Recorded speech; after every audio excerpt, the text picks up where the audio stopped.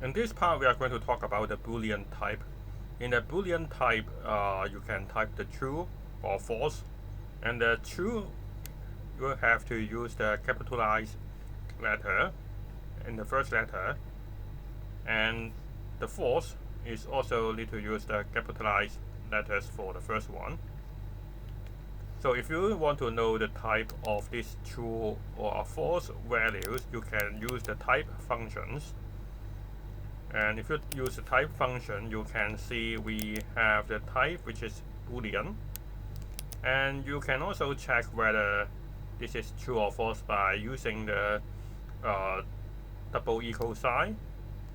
So if you use 1 equal 2, so this should be false. And if you want to check whether 3 is greater than 2, you can see this is true.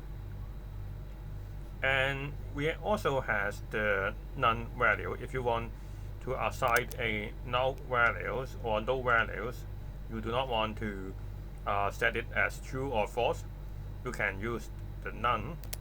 But by the way, the type, the none has its own data type, and this is none type.